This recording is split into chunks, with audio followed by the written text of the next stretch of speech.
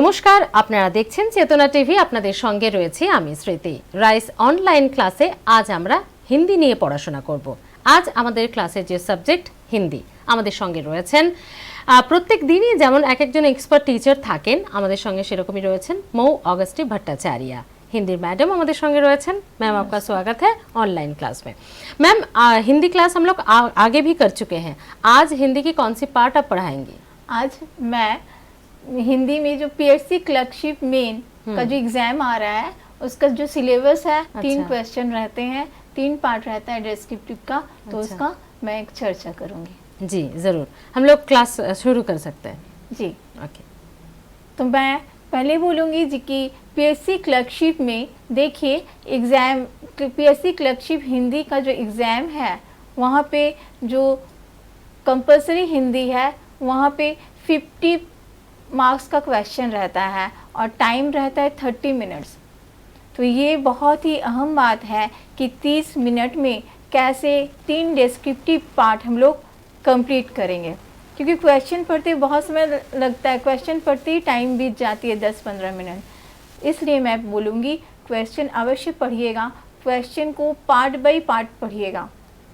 First question आप पहले पढ़िए। मैं पहले विषय संक्षेपण पे चर्चा करूँगी।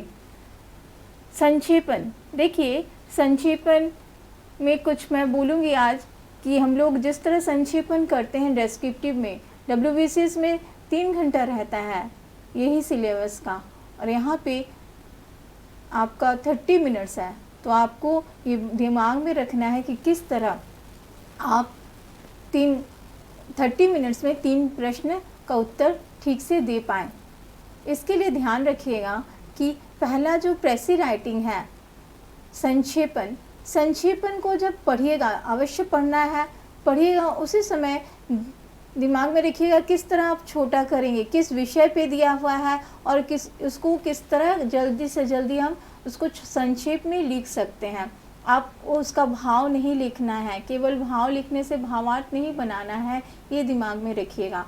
पहला आपका ये रहेगा कि आप किस तरह क्वेश्चन को पहले पढ़िएगा, पढ़ते वक्त ही शब्द संख्या गिन लीजिएगा। मानिए वो आपका 90 वर्ड में शब्द में दिया गया है, उसको आपको 1/3 करना है, मीन्स 30 शब्द 30 शब्दों में आपको लिखना है। तो आपका शब्द संख्या 25 से 35, 25 to 35 होना चाहिए। ठीक है, तो ये दिमाग में रखिएगा। और एक बात मैं बोलूँ, जब आप संक्षेपण करते हैं, संक्षेपण करते समय आप सेम सेंटेंस को नहीं उतारिए, हमेशा सेंटेंस को अपने लैंग्वेज में लिखिएगा। ठीक है, शब्द आपका संक्षेपण के अनुसार शब्द आपका एक हो सकता है, लेकिन वाक्य सेम टू सेम जो प्रश्न में है उसको उतारिएगा नहीं। क्लियर है? इसके लिए जब आप संक्षेपण करते हैं तो यहाँ एक और मैं बात बोलूँगी कि देखिएगा पैसेज में हम लोग हिंदी में 4 तरह के शब्द होते हैं, तत्सम, तद्भव, देशज और विदेशज। अगर आपका पैसेज जो संदर्भ दिया हुआ है वो अगर आपका तत्सम में है तो आप जब शब्द प्रयोग कीजिएगा ध्यान रखिएगा कि आपके शब्द तत्सम में ही होने से अच्छा रहेगा, और अगर तद्भव में दिया हुआ है तो आप उसको तद्भव भी लिख सकते हैं। ठीक है, और मैं बोलूँगी जब आप संक्षेपण कीजिएगा तो कुछ बातें जो है मैं हमेशा बोलती हूँ, जो आवश्यक निर्देश है उसको तो अवश्य ही ध्यान में रखिएगा। पहला है संक्षेपण में जो उदाहरण, दृष्टांत और तुलनात्मक विचारों का समावेश नहीं कीजिएगा। दूसरा है संक्षेपण भूतकाल में होना चाहिए, और हमेशा परोक्ष कथन में संक्षेपण लिखिएगा। ठीक है, और नेक्स्ट मैं बोलूँगी हमेशा अन्य पुरुष में संक्षेपण लिखिएगा। क्यों? क्योंकि ये लेखक का लिखा हुआ है, आपका अपना नहीं है, इसीलिए आप जब लिख रहे हैं तो आप अन्य पुरुष हैं। इस तरह मैं बोलूँगी कि संक्षेपण जब लिखिएगा तो मैं हम का प्रयोग कहीं नहीं आना चाहिए। ये बहुत ही आवश्यक है कि संक्षेपण करते समय आप मैं हम का प्रयोग कदाचित नहीं कीजिएगा। आप अगर परोक्ष कथन में उसे न लिखे तो इसके लिए आपके मार्क्स काट लिए जाते हैं। नेक्स्ट मैं बोलूँगी संक्षेपण करते समय लैंग्वेज भाषा जो है हमेशा बहुत ही सरल होनी चाहिए। ये ध्यान रखिएगा कि संक्षेपण में आप मुहावरे का प्रयोग कभी नहीं कीजिएगा। इसलिए मैं बोलूँगी क्योंकि एक मुहावरे का दो अर्थ बहुत बार आता है। बहुत बार हम लोग देखते हैं कि एक ही मुहावरे दो अर्थ के लिए प्रयोग हुआ है, लेकिन उस समय आप जिस उद्देश्य से वहाँ मुहावरे लिख रहे हैं, जो पढ़ने वाला है उसका दूसरा अर्थ निकाल सकते हैं। इसीलिए मुहावरे का प्रयोग न शीर्षक में कीजिएगा और ना ही आपके संक्षेपण करते समय संदर्भ में लिखिएगा। ठीक है, ये दिमाग में रखिएगा। और अलंकार का प्रयोग भी नहीं करना है।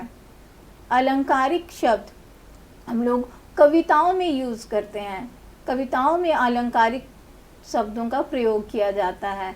तो ध्यान में रखिएगा कि हम लोग जब संक्षेपण करेंगे तो मुहावरे और अलंकार का प्रयोग कभी नहीं करेंगे। नेक्स्ट पॉइंट हम लोग ध्यान रखेंगे कि मूल तथ्य से असंबद्ध। हो सकता है कि आप शीर्षक जो लिखे हैं हमेशा ध्यान रखिएगा कि जो पैसेज है उसके अनुसार होना चाहिए। आप जो शीर्षक लिख रहे हैं आपका संक्षेपण भी उसी के अनुसार ही आप संक्षेपण कीजिएगा।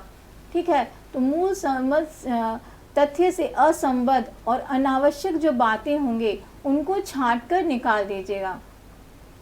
यही तो है संक्षेपण, कि आप जो पैसेज पढ़ रहे हैं और जो शीर्षक लिखे हैं बस शीर्षक पे आप सबका ध्यान केंद्रित कीजिएगा। तो यहाँ पे बहुत सारे असंबद्ध बातों को नज़र आएगी, जो संदर्भ में है उनको छाट दीजिएगा तो संक्षेपण हो जाएगा।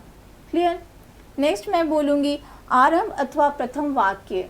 आप जब शुरू करते हैं तो बहुत समय ऐसा रहता है हम लोग पढ़ते वक्त ही कि ऐसा है जो मूल संदर्भ को, मूल विषय को स्पष्ट कर दें, लेकिन इसका अपवाद भी हो सकता है।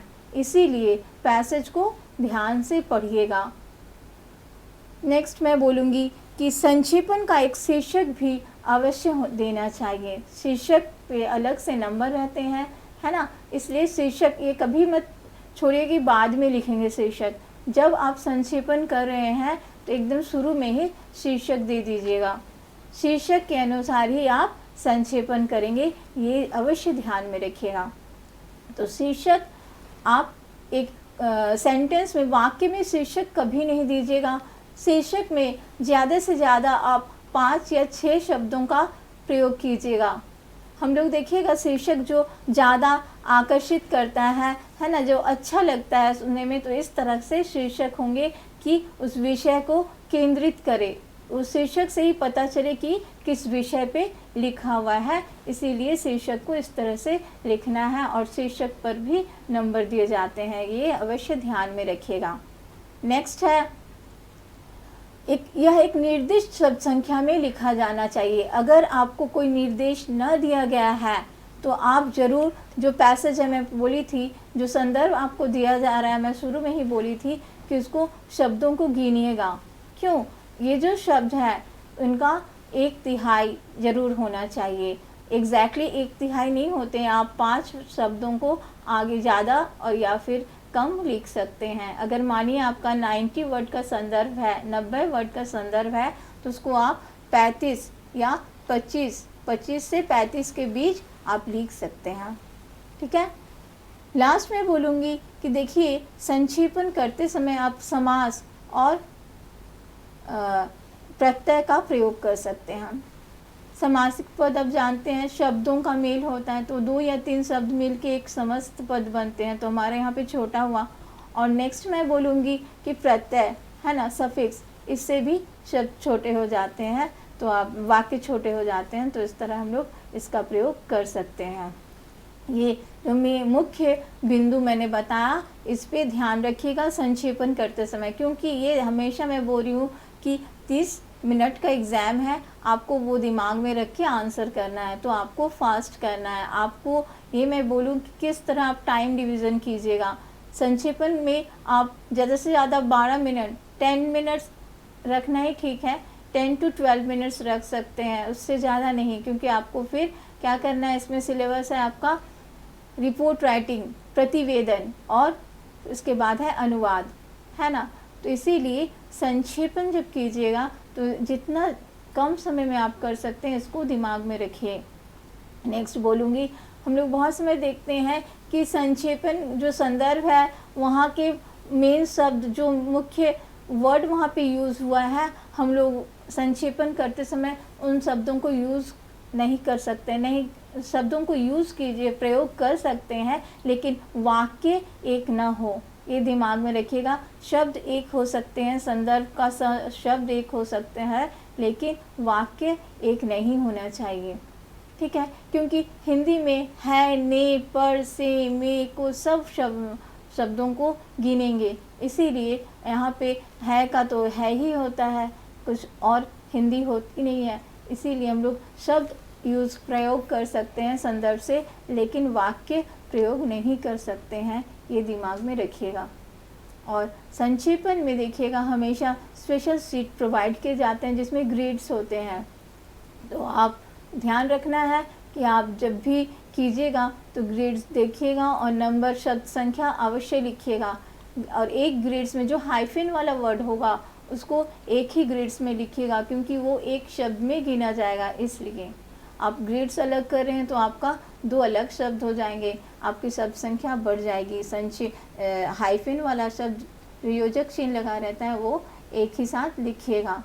और फिर मैं बोलूँगी जो योजक चिन्ह और है, कॉमा है, पूर्ण विराम है, उनको भी आप उस शब्द के साथ ही आप ब्रैकेट में उस ग्रेड्स में ही लिखिएगा। तो इतना था संक्षेपण के विषय में, आप किस तरह संक्षेपण को कम शब्दों में, है ना, एक साथ जल्दी से जल्दी लिख पाएंगे, इसके बारे में मैं बोली हूँ। नेक्स्ट मैं जाऊँगी, दूसरा टॉपिक है प्रतिवेदन। देखिए हम लोग प्रतिवेदन मीन्स रिपोर्ट राइटिंग, हम लोग प्रतिवेदन दो तरह से लिखते हैं, एक है आपका आंखों देखा वर्णन और एक है आपका एडिटोरियल कॉलम बोलते हैं हम लोग, है ना। तो किस तरह लिखिएगा, हमेशा आपको प्रश्न में ये दिया नहीं रहेगा कि आप एडिटोरियल कॉलम लिखिए, आप रिपोर्ट राइटिंग लिखिए। तो इस तरह हम लोग देखेंगे कि क्वेश्चन क्या है। अगर आपका ये उल्लेख किया रहेगा कि आप आंखों देखा वर्णन करें तो अवश्य ही आप उसको निजी संवाददाता से लिखिएगा। और अगर कुछ भी नहीं दिया हुआ है प्रश्न में तो ये आप पर है कि आप उसको किस तरह प्रेजेंट करेंगे, किस तरह पेश करेंगे, किस तरह लिखेंगे। तो मैं यहाँ पे बोलूँगी कि दो तरह से प्रतिवेदन होता है। एक है, जैसे मैं एक क्वेश्चन से बोल रही हूँ, जैसे एक प्रश्न दे रही हूँ कि कोलकाता में अचानक भूकंप आने से राज्यवासी घबरा गए हैं, तो इस पर आपको एक प्रतिवेदन लिखने के लिए दिया गया है। तो आप उसको दो तरह से लिख सकते हैं। पहला है कि आप प्रतिवेदन जब लिख रहे हैं, मानिए आप उसका आंखों देखा हाल लिख रहे हैं, कोई दुर्घटना घट गई है उसको लिख रहे हैं, तो पहले शीर्षक दीजिएगा। शीर्षक देने के बाद आप गैपिंग देके कोई अंडरलाइन नहीं कीजिएगा, रेखांकित नहीं कीजिएगा। उसके बाद दूसरी लाइन से ही आप निजी संवाददाता सेमीकोलन दीजिए, फिर जगह का नाम दीजिएगा, फिर सेमीकोलन दीजिएगा, फिर डेट लगा के, जैसे डेट हम लोग लिखते हैं 5 जुलाई या कुछ भी आप लिख सकते हैं। फिर उसके बाद कोलोन दे के उसी लाइन से स्टार्ट कीजिएगा। संक्षेपण प्रतिवेदन उसी लाइन से स्टार्ट करना है, उसी पंक्ति से आप स्टार्ट कीजिएगा।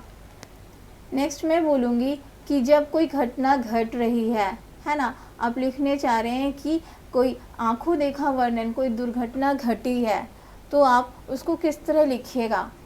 जो निजी संवाददाता दिए हैं, जगह का नाम दिए हैं और आप दिए हैं डेट, उसके बाद आप लिखिएगा कि यह किस दिन, घटना किस दिन हुआ, कहाँ हुआ, किस समय हुआ। ये पहला आपका पंक्ति रहेगा कि किस जगह पे हुआ है, कहाँ हुआ है और किस समय हुआ है। नेक्स्ट दूसरे पॉइंट में आप जाइएगा, किस स्थान पे हुआ था, क्या हुआ था, है ना। उसके बाद अगर कोई हादसा हुई है तो क्या हादसा हो गई है, ये अवश्य लिखिएगा। और दूसरा है, नेक्स्ट पॉइंट मैं बोलूँगी, वहाँ पे क्या हादसा हुई, कितने लोग घायल हुए, है ना, कितनों की मौत हो गई, और फिर क्या राहत कार्य किए गए उनके लिए, ये आपको लिखना है नेक्स्ट पॉइंट पे। और फिर लास्ट में आप लिख सकते हैं कि राहत कार्य में कितनों को वहाँ राहत मिली और कहाँ तक क्या आपूर्ति हुई है, पूरा पूर्ण नहीं हुआ है राहत कार्य, उसके बारे में लिखिएगा। और किस तरह से वो अभी भी क्या क्या का राहत कार्य किए जा रहे हैं, क्या जारी है, ये इनसे आप कंप्लीट कीजिएगा। ठीक है। नेक्स्ट आप इसी को आप ये लिख सकते हैं कि एडिटोरियल में कोई घटना घटी है, आप लिख रहे हैं, मानिए कोलकाता में भूकंप का सबसे अधिक खतरा, भूकंप हुआ था, अब फिर भूकंप आ रहा है, इससे कोलकाता वासी आतंकित है। यहाँ पे आप ये भी और एक शीर्षक दे सकते हैं कि भूकंप से आतंकित राज्यवासी या कोलकाता वासी, इस तरह से यहाँ पे आप पॉइंट देंगे। यहाँ पे आप जब शीर्षक लिखिएगा, उसके बाद शीर्षक लिखने के बाद एक लाइन गैपिंग देके आप तुरंत एक्सट्रीम लेफ्ट से ही स्टार्ट कीजिएगा।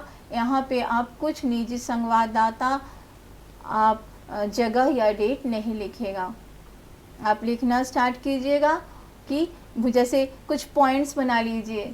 जब भी आप प्रतिवेदन लिख रहे हैं तो अगर आपको क्वेश्चन में, यहाँ पीएससी क्लर्कशिप में आपको पॉइंट्स दिए जाते हैं, अगर दिए गए हो तो बहुत ही अच्छा है, आप उन पॉइंट्स से ही आप उसको लिख सकते हैं, और नहीं तो खुद बना लीजिएगा कि किस तरह क्या क्या पॉइंट्स में आप लिखेंगे, एक रफ में या दिमाग में रख लीजिएगा किसके बाद ये लिखना है।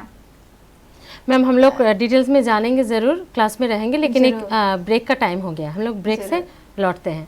একটা ছোট্ট বিরতির পর ফিরছি হিন্দি ক্লাসে, সঙ্গে থাকুন আপনারাও।